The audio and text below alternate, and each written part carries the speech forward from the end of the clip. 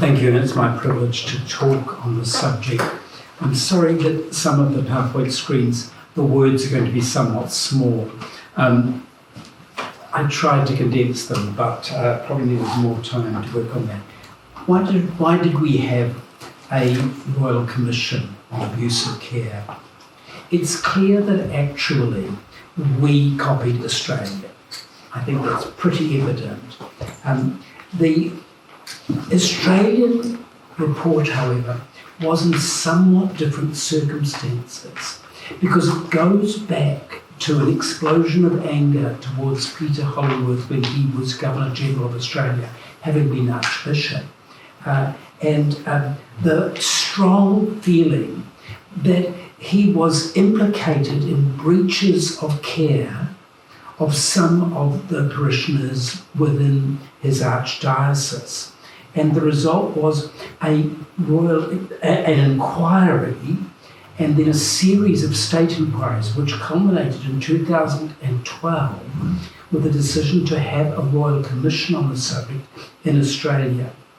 And that Royal Commission, without any question, included the churches, because the churches were seen as major defaulters in the provision of care for those who were in care. And when that report came out in 2017, the part that was most striking was in fact a really strident attack on the attitudes of the churches. In particular, great controversy was called because they demanded an end to the secrecy of the confessional in the Catholic Church and did not mince words in talking about the failure of the churches. There were a series of other inquiries that have happened in the former British Empire, if you like.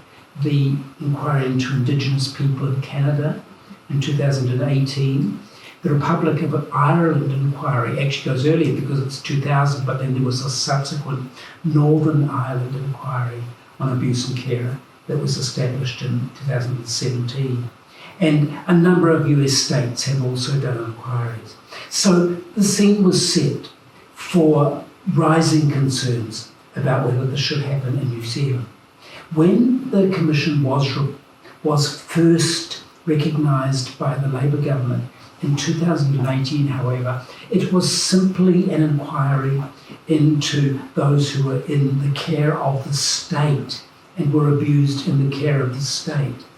And it I think, was the result of a meeting of the Anglican and Catholic bishops, which they hold every year, that led to letters being written by both Anglican and Catholic authorities asking for the churches to be included. And my understanding of the logic of this, and I may have this wrong, is that the feeling was that the churches were under great suspicion anyway, so it was really better for it to be part of one inquiry as it had been in Australia, rather than accusations to be flying around about why the churches were exempted from this.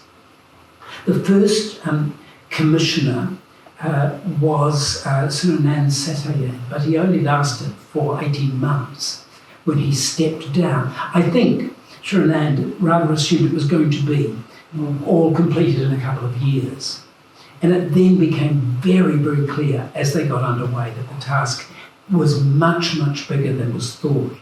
And so the commissioners who took it to the completion were Judge Coral Shaw, who was the chair of the commission, with Dr. Andrew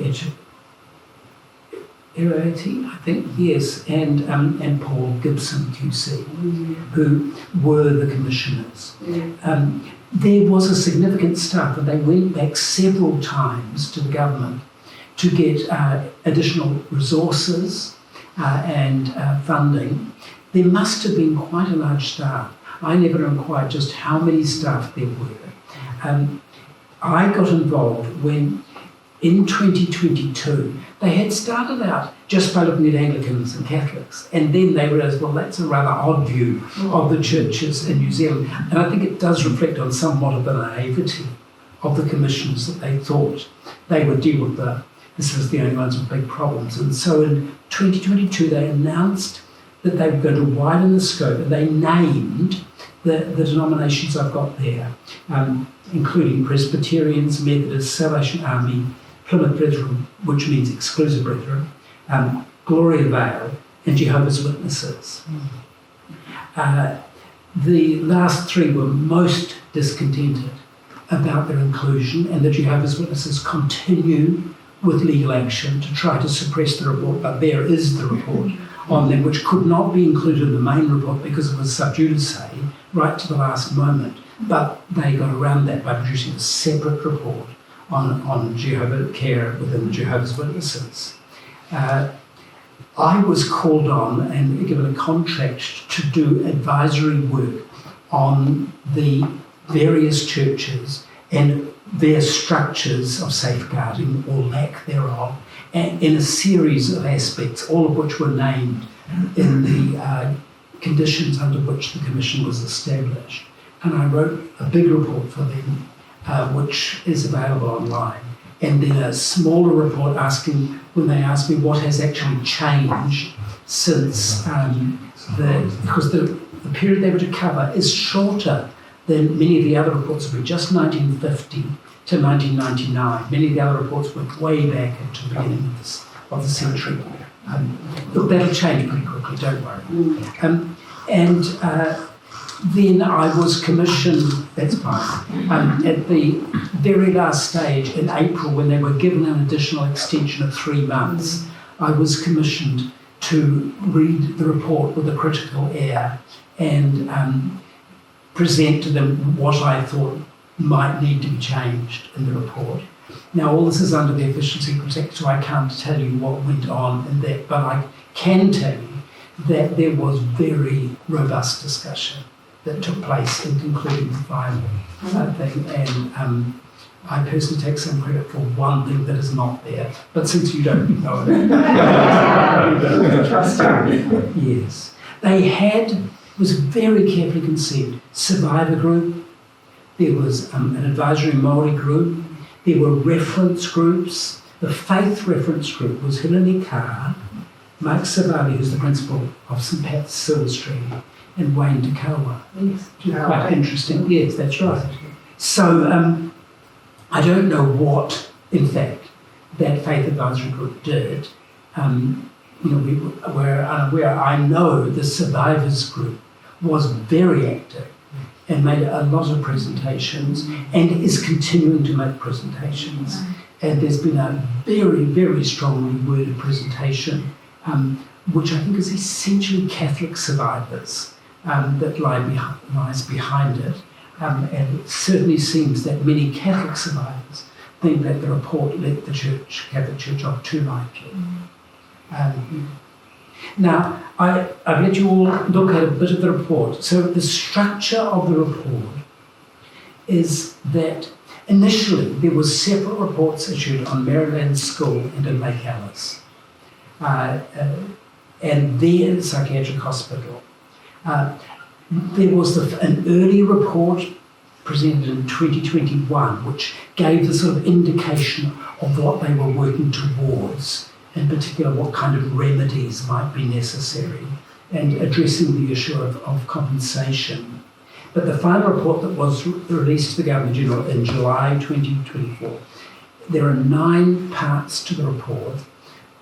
It is interesting that the church sections of it are dispersed throughout the report. There are, in the crucial volumes, which I think are part 3, part 7 and part 9, it's very easy to pick out the church bits, but there's plenty of coverage of the churches in all the reports. It took me 6 solid weeks, I think it was, to read it, I was paid to read it, and it was traumatic. Yeah, I mean, there are very large numbers of survivor stories told. It's brutally hard-going, very, very disturbing in the stories that are told. All the stories told were permission, carefully exempted. And it was interesting that the commission person I was dealing with was concerned for me, as I read too. And that shows you the issues. Now, here are the figures as far as the church groups, which sort of explains why they chose to focus on these churches. Jehovah's Witnesses could also be included on that side. So you can see that far and away the largest group of this total number of church faith-based group is about, I think, 600. And so approximately half of them are from various Catholic institutions, a quarter from Anglicans, and the rest distributed. Now there's some overlap here, because some were in the care of various agencies, and also in many cases in state agencies as well. So that's the total number of people. I'm not quite sure I've got the total right, so that's why I've left it blank there. I was going to check it out. So presumably Presbyterian support's included in the Presbyterian? Yes. And that will be dealt with in a moment, yes, because it was a very hot issue within the Commission. So this is the sorts of scopes or contexts of the offending. So the largest number was orphanages and when orphanages were closed down, replaced by family-based care. That's the largest group. Then schools, second largest group. Local churches, third-party care providers. In some cases, those were contracted in to provide care for families or in family groups. Gloria Vale, foster care, unmarried mothers' homes. So that's quite a range of situations. And from this, some striking things emerge.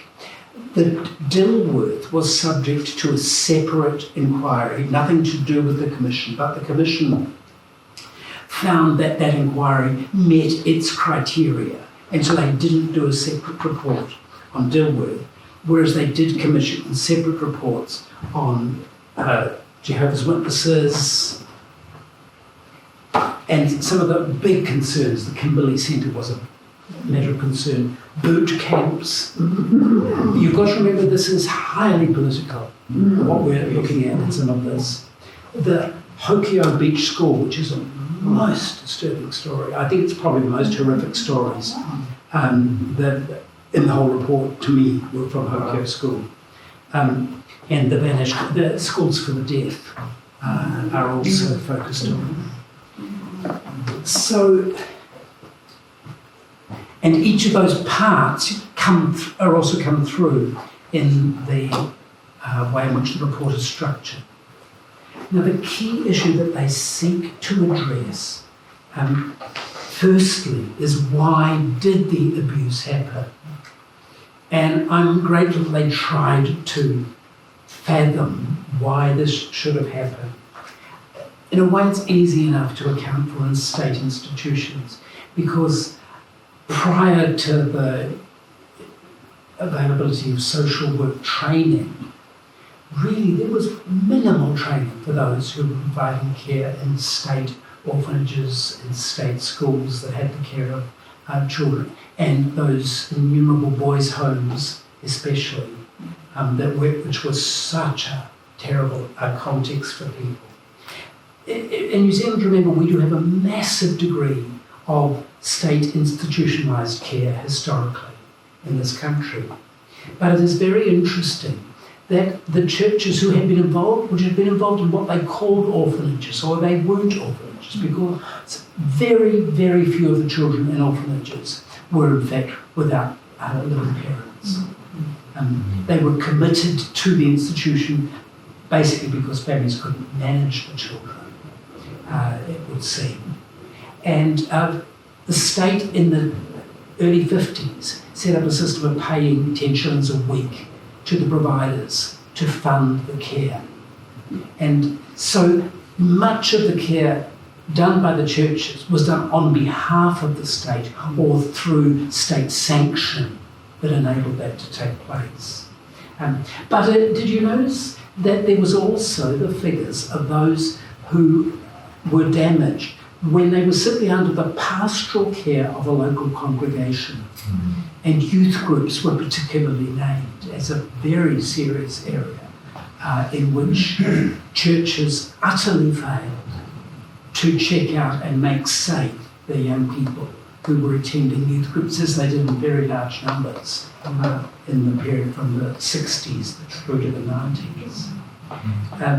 And so, that represents 20% of the church offences, and this is why the Jehovah's Witnesses is trying to wriggle out of being considered, but in fact they have very significant numbers of people in vulnerable positions in their congregations.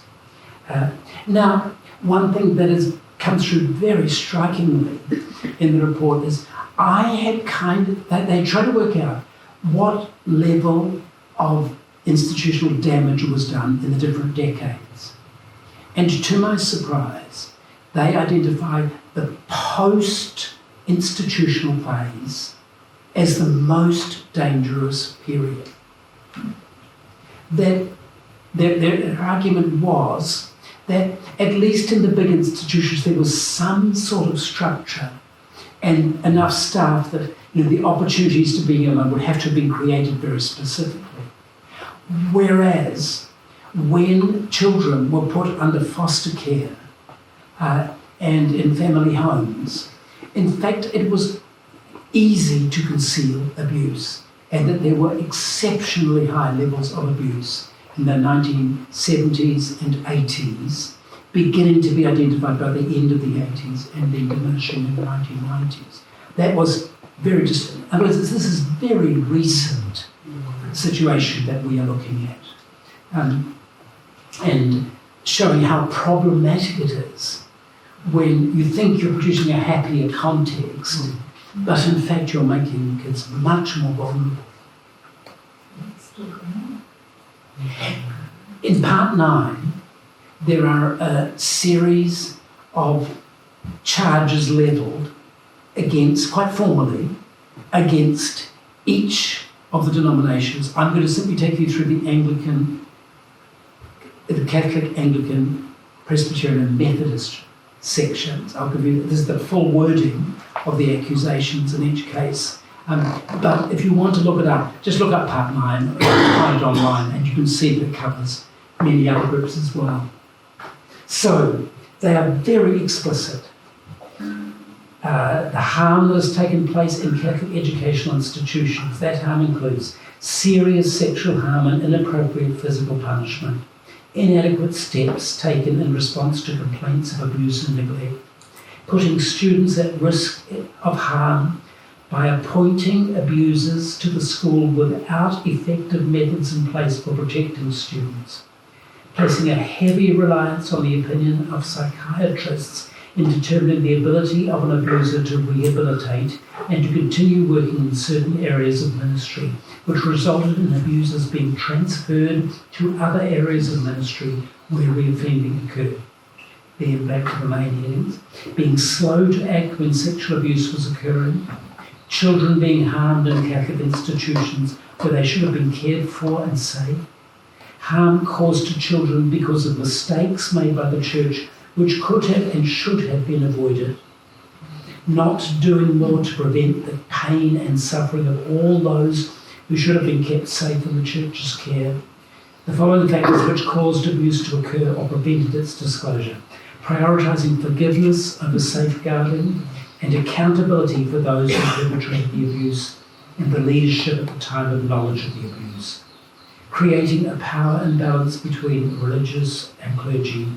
By religious they mean women and men in orders, and their parishioners. Lack of resources and investment in those with the care of children, young people and adults when they should not have been in those positions.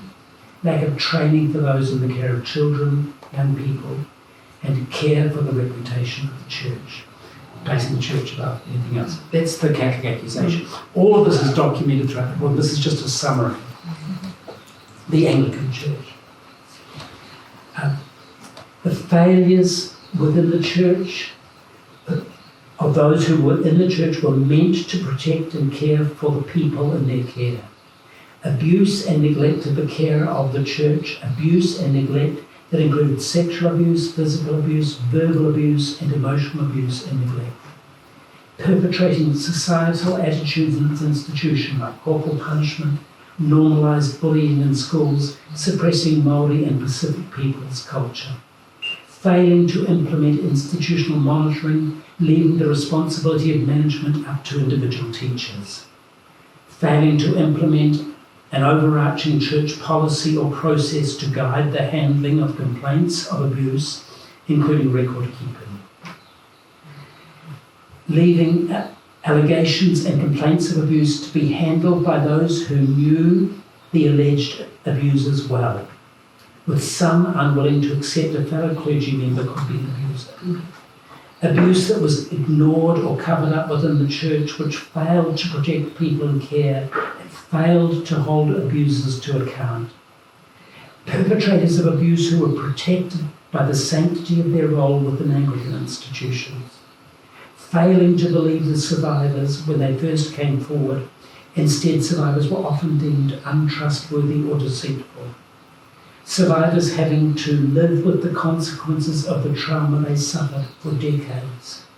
The families of survivors having to carry the long-term consequences of abuse and neglect. The role of patriarchy within the church in failing to listen and to respond to issues of abuse and neglect, and being too trusting of individuals within the church, which contributed to the church's failure to address its mistakes sooner. These are very strong statements of failure.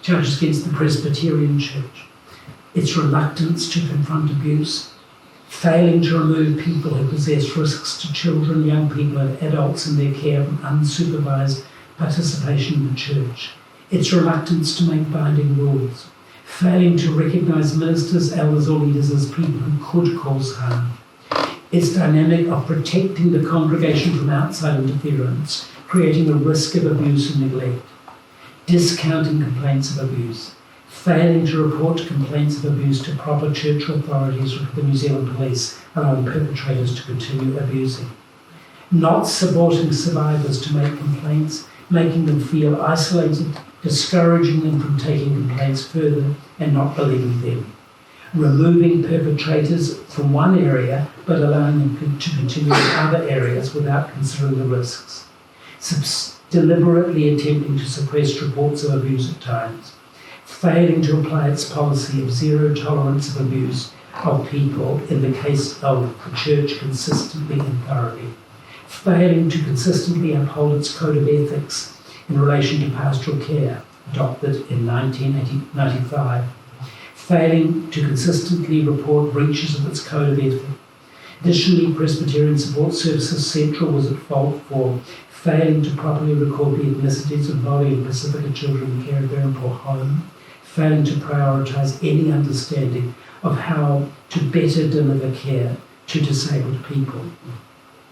And then for the Methodist Church, failing in the duty to ensure the protection and well-being of those in its care, the pain of suffering of all those who were abused, those who suffered abuse while at Wesley College, is a big focus on Wesley College, those who suffered abuse in former children's home in Christchurch, Masterton and Auckland, those who suffered abuse by a minister, foster parents, or in other Methodist Church parish settings, those who suffered abuse which remains unreported.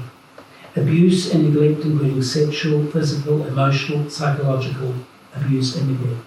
Insufficient monitoring, oversight and safeguarding of those in their care which enabled abuse to occur.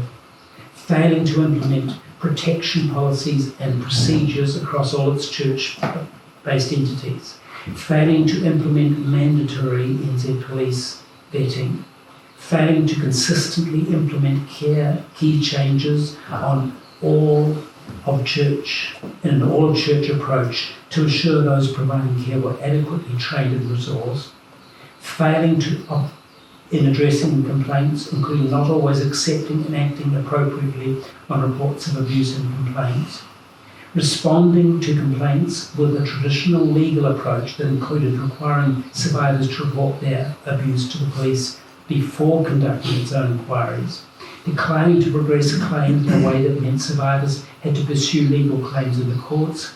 Failing to recognise they had a duty to take action to discipline a member of the church, particularly a minister, failing to recognise the church's role to deliver a restorative approach to reports or complaints of abuse. There should be a separate paragraph there. The additional harm caused to survivors when the church initially refused to believe them, sought to contest their concerns or refer the complaint elsewhere, and failing to recognise the church needed to address their complaint.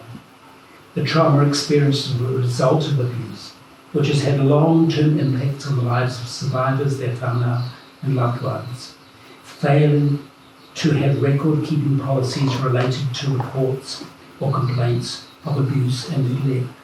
Now, I mean, I read them out fully because I think we just need to get to feel the gravity of each of those. And you can see each one is tailored to the particular failings of that denomination. And all of those things, it needs to weigh heavily upon us that these are the failings that took place. When the report was released, I was asked to be one of the people who would be available to the media if they wanted to ask any questions. And I pointed a reporter towards a very intriguing part of the report, which criticised Fraser Barton, who was previously the chair of Presbyterian Support Otago, who in 2017, knowing that the report was coming, that there was likely to be a Royal Commission set up, advised the Director of Presbyterian Support Otago that it was probably best to destroy records. But there is also another report about another Barton, who I think is his father, George Barton, who back in 2001, I think it was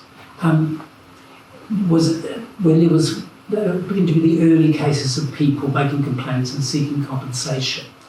And he advised the Presbyterian Support Central that they should firmly contest and challenge the report and make the survivors' claim, try in every way to undermine the claim in order to protect the interests of the church, which was, of course, extraordinarily damaging for the person involved in it. And, I mean, this is just to remind names, significant names of bishops and all sorts of prominent people are there. As is incidentally full evidence in public hearings is all available on the website, and you can read it. I have read in detail the submissions of all the churches, which, they mostly brought in significant legal teams to guide their response. Let me now try to explore some of the issues, because something is wrong, that this should have happened. And I mean, we can all sense some of the factors that were involved. I just want to pick out from some quotations in the report, factors that we should bear in mind. The abuse of Māori and Pacifica peoples. It is very evident that the vast bulk of the people who were in care were Māori, and then later in the piece, Māori and Pacifica people. And not surprisingly for Māori and Pacifica people then, a lot of the attitude of hostility towards the state and the anger directed towards the state, because they had lost their children, They had seen people damaged in care. And a very significant focus of the report is asking, why does this happen? And these two vivid quotations sort of explained to me the ways in which often the church acted as a proxy for all authority for people, particularly in rural areas or people where they were in poor situations where they needed help. And so this case that I've quoted there of you daren't go against the church in Tongan society. And the result is that kids found themselves not believed when they reported abuse. Or in Māori society, where significant abuse occurred in the Catholic context in Hatapaola and some of the other Māori schools. The story is told of this priest abusing. Everyone knew him. He would come into the communities and the red carpet would be rolled out. And he would order, that child needs to go to Hatapaora. The priests were godlike. Our parents and grandparents trusted that they would look after us. I believe only a small percentage of the old boys that I know remain Catholic today. So it's had an incredibly negative effect upon the health of the Māori church long term. And so, this brings back the implication for us all. By the way, the Commission employed some kind of statistical research company that tried to work from the number of abuse cases reported, which was, I think, 1,700 cases. People gave evidence. And they tried to then project from that how many people, what proportion of New Zealand society might have been caught up in this. I'm not at all convinced that it is possible statistically, but they came out with an estimate of 200,000 cases. I have no idea how one could verify that sort of figure, but this will be weighing heavily on the government as it comes to its apology, because it's trying to think of the fiscal consequences of this. The way in which, the police weren't interested anyway initially, but once the police were interested, there's so many cases where there are, numerous times when something was clearly criminal and it was kept in-house because it might damage people. And that's, I'm quoting Bishop Keto in that, but there are many other examples through the report.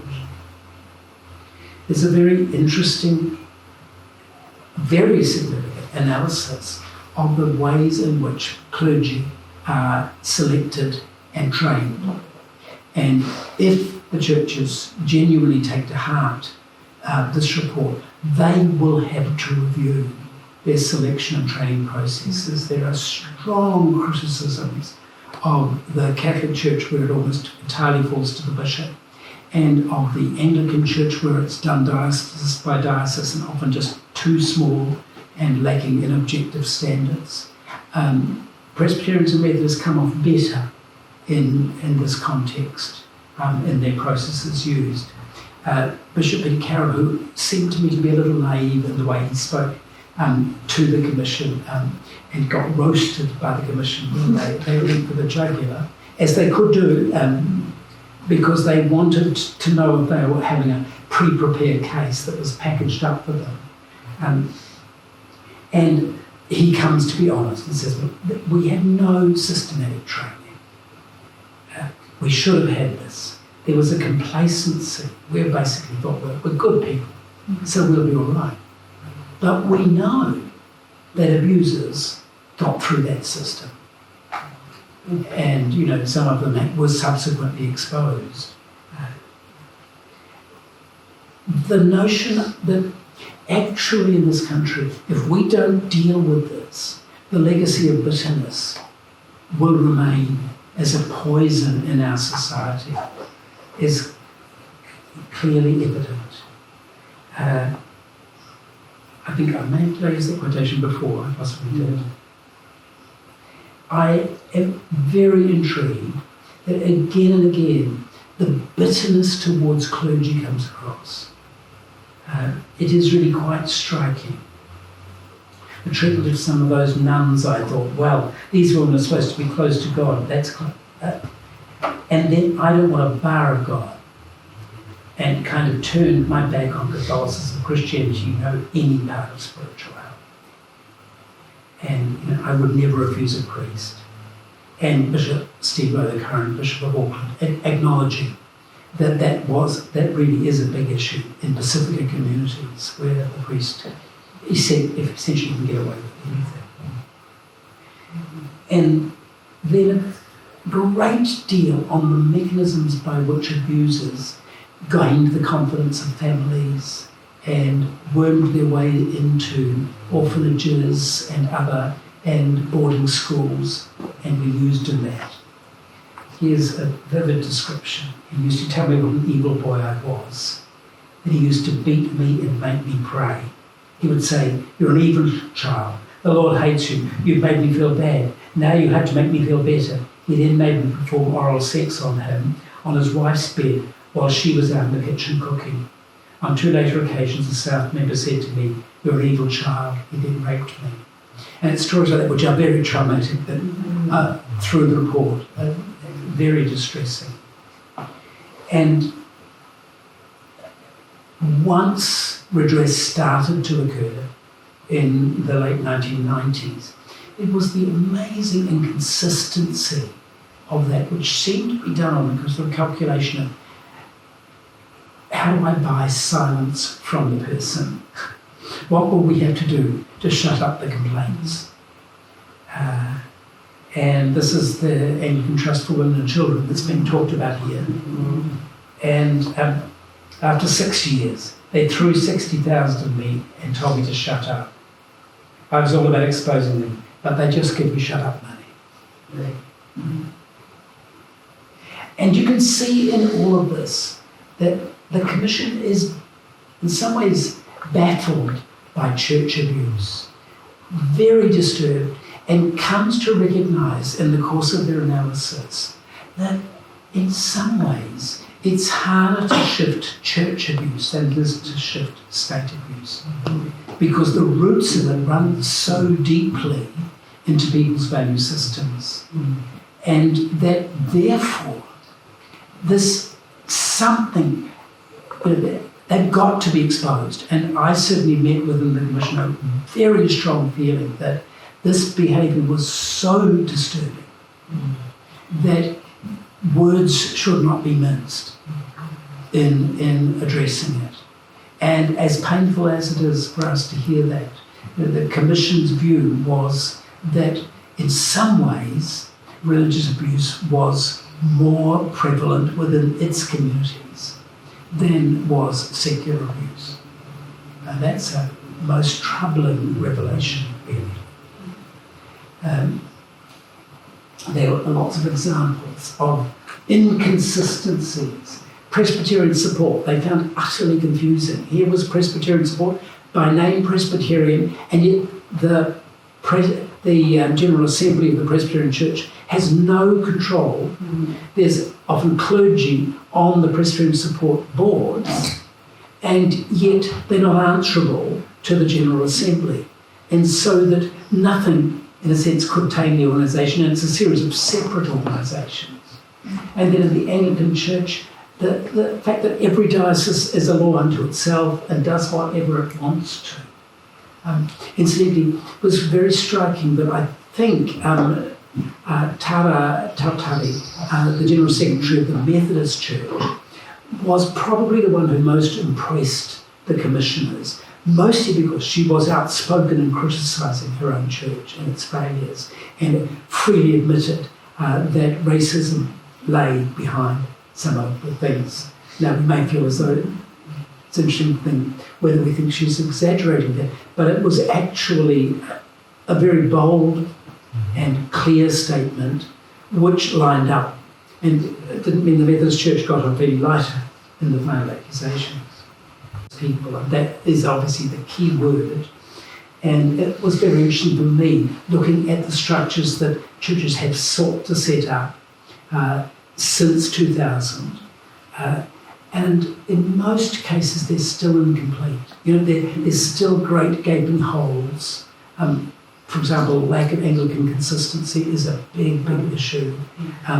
In the Catholic Church, they've got supposedly an independent committee, but the money is completely dependent upon what the church supplies, so they can't necessarily address things, and so on and so forth. And, you know, the Presbyterian case, well, who is the Presbyterian Church was their problem. So it was very, very interesting to meet a strong attack on clericalism focused on Anglicans and Catholics in particular, and saying that the root of the problem is the clerical person is thought to be of a separate kind. They could even quote Archbishop Philip Robinson saying that the person who becomes ordained changes into something. Really, as that. They were just aghast at words like that, which were freely being given, to the commission. Hence the rise of the feminist challenge. Yeah, yes. Oh, I mean, all of this has been said for a long time. Yes.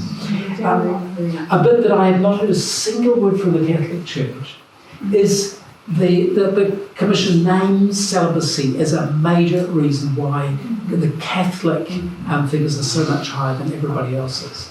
But the Catholic Church, which has made some good sensible responses to the report overall, has completely ignored the fact that aspect. And they got off lightly because the confessional is not attacked in this report. But certainly celibacy is seen as a critical issue. And then the violence in religious schools, often, which is not necessarily violence by the staff, it is sometimes because they like that old English system of fags and prefects and people who've been through the system. And I mean, the stories about Wesley College would make your hair stand on end. They are just grotesque. And also examples of, because we particularly now deal with appalling cases that have happened so recently. And indeed, that was one of the interesting questions. Has abuse stopped? And of course, I mean, the answer has to be clear, no, it hasn't. And there will still be abuses around.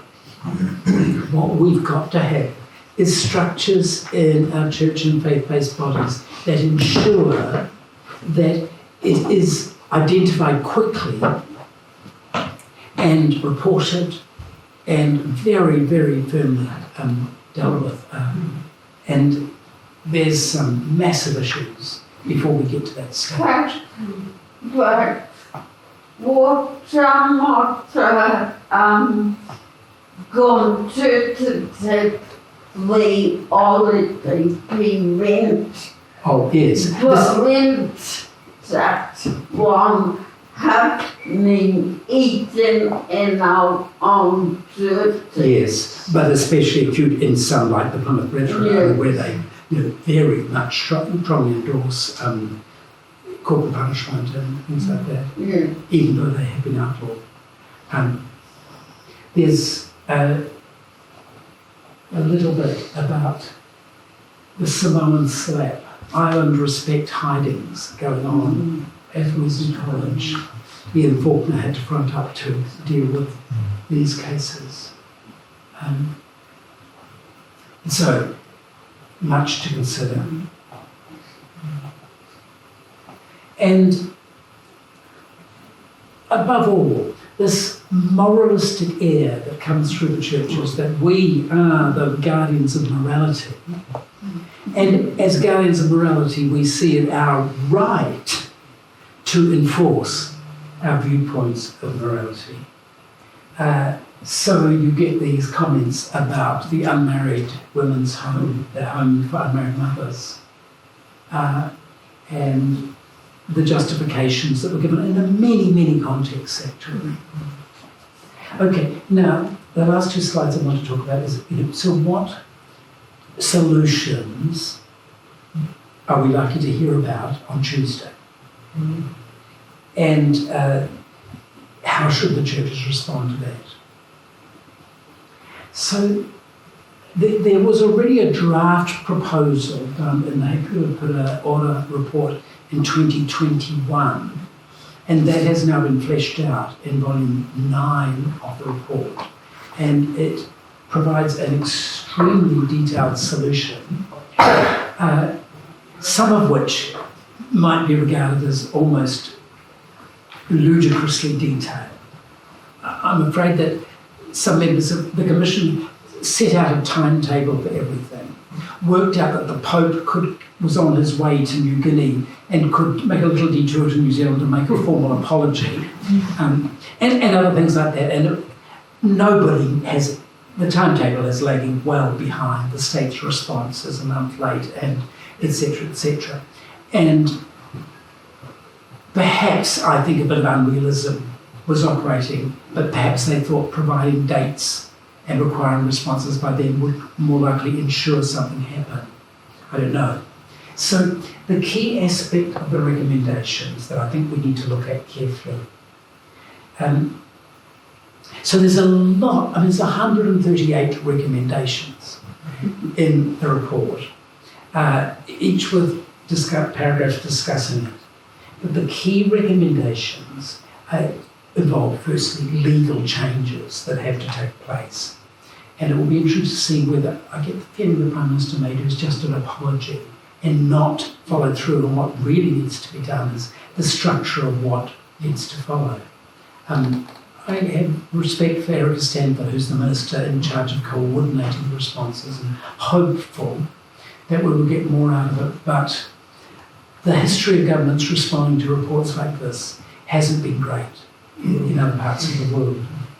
So the key response is the creation of an independent care safe agency, which has a mandatory role to oversee all organisations that have any care over people in care. And this would include the churches. It names them.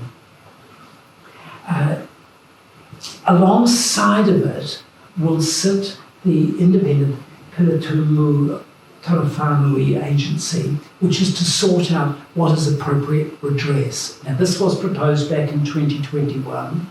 The Labour government said nothing at all in response, because I think the Commission was hoping to get the framework in place so that it could flesh it out.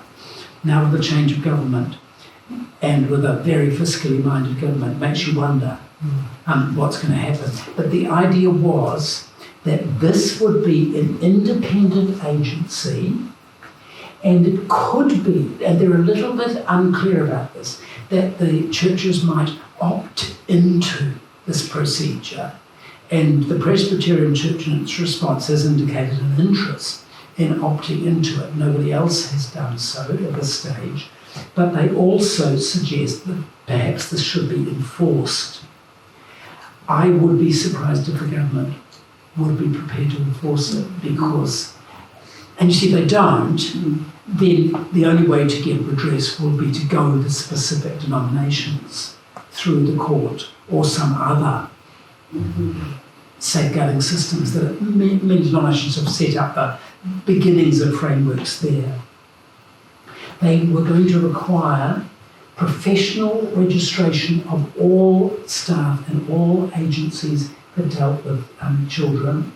We need to be stronger vetting systems, screening systems, and this would include all faith-based communities where people, because a lot of that has already happened to some extent. On the churches, it's clauses 89 to 91 that are particularly important. All clergy would firstly, the training of clergy would need to meet certain standards, and there would need to be a regular updating of management of clergy using independent supervision. It was not in-house supervision. Proper selection of clergy. Any person charged with anything, whether an offence was brought to the Care Safe agency, should be automatically stood down from all functions. And if found guilty, they must be stripped of their ordination and reduced to lay status. There needs to be impartial and consistent evaluation of abuse allegations. A national register of complaints, and each denomination needs to firstly establish its national register, and then that needs to be compiled into a full national register. There should be a campaign against discriminatory beliefs, and above the Care Safe agency should be a Care Systems Office, which is responsible for all the 138 recommendations being implemented. The problem is, if you've got too many recommendations, how many are you going to get? And how willing will the state be to require of the churches? How far will they go? with this. I really don't know. I already know through lots of sources that Anglican victims are getting payouts of roughly $60,000. Catholic victims are getting payouts of roughly $30,000. Now, why should there be a difference like that? We'll see. And the reason is that the Anglican Church is wealthy, and even if it's got no money, it's still got a lot of property. And it is clear that, for example, the Methodists are considering what they will have to sell in order to meet the expenses that lie before them. So it's a strongly state-centered solution. And I may say, there's some striking omission. In my opinion, the whole commission structure, there was a big flaw, and that is that only the faith-based private agencies were included. In fact, there are very, very significant levels of abuse within CCS and Crippled Children's Society, and yes, indeed. I actually not a word, because they did not seek out those reports, and this is a serious deficiency actually in the coverage report, because so many people in those organisations were deeply dependent and vulnerable. So far, But haven't I got a little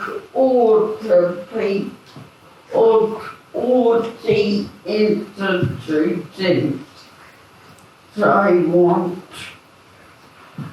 They don't list, nowhere in the report is IHC or CCS listed. I looked there what I would think it would be hard for them to evade being in the coverage if they choose to go in that direction.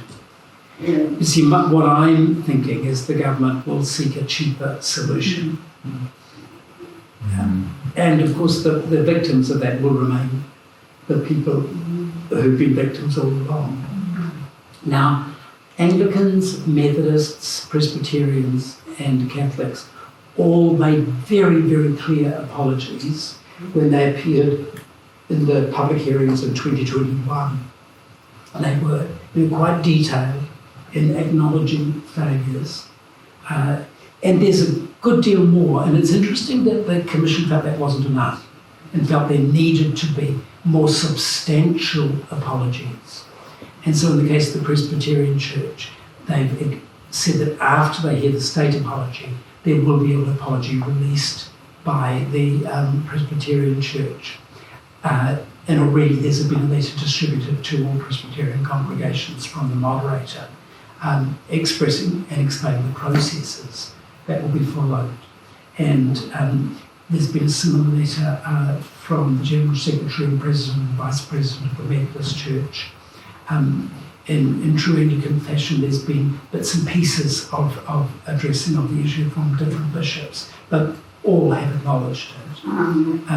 The Catholic Church has released quite a detailed commentary in which they've expressed reservations about some of the findings, and that's perhaps not surprising, and relatively honest to say that they would have some issues. The bitter response of the Jehovah's Witnesses, still trying to have the thing suppressed, and the astonishing naivety of the Plymouth Brethren. The Salvation Army is an interesting case because Salvation Army is in some ways inclined to enclose within itself and just sort of shut up when criticism is made, and yet they've got very extensive social work agencies, and they have had to make financial settlements, and they're not wealthy particularly. So they have an interesting challenge on their hands. And smaller churches would probably be very well served by a combined agency. I think one possibility could be that the churches could create an independent agency, but it must be independent of them. At present, the Baptists are doing some consideration, right today it was, I believe, at the Baptist conference, on how they would set up structures of abuse of ministers. But the notion of any system being independent hadn't occurred to them. And this is one of the critical factors that must be involved in fair care, that it's sufficiently independent that it can bring a report without needing to feel sort of got at by the denomination. So I think there's two issues which we will need to watch very carefully. How does the state respond? And how do the churches respond to the state's response? And in some ways, I think the churches have got off relatively lightly in the public response to the Commission so far. And I think that may be partly an effect of the enormity, the sheer scale of the report.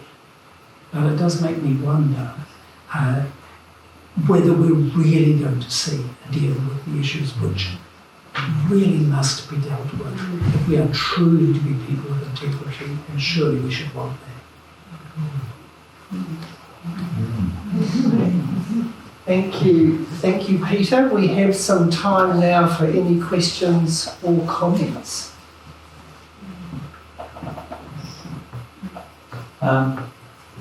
Peter, Yes. in your last slide, you mentioned that there should be a campaign against discriminatory practice. Who suggested should lead that campaign? See, there's various lines in the report which just drop there, and you wonder who was asking for that in the report, and what would really come about if this happened. There's very, very limited detail about that. But I think they're clearly considering the case of the opposition to corporal punishment in the Pacifica churches, and they're thinking that there's a lot of work that needs to be done to change people's thinking. That was my guess. And I think also on LGBT issues, same sort of thing. So there's going to need to be quite a lot of thinking by the churches in terms of the theology that it uses both within the Sunday in their congregation preaching as well as in the training of clergy, because a lot of the theology even now has a propensity to lead towards abuse happening. Precisely. And that's not really, I mean, for many, many years, some of us have tried to challenge it, challenge it and get pushback. Yes. That's right. And it doesn't make you very optimistic about No. potential for change. And how wide is the definition of discriminatory? See, usually the Commission is very careful about terminology and defining it, but on that, nothing. The scope was very extensive. I mean, when I was asked to write a report, it was to be, for example, the treatment of the position and role of women, the treatment of LGBT people. It was quite a big matrix of matters that they included within their scope. I think long term they were overwhelmed by the level of abuse that was found within schools and orphanages. Who were or who are the commissioners? Or is that part of the Official Secrets Act? No. Coral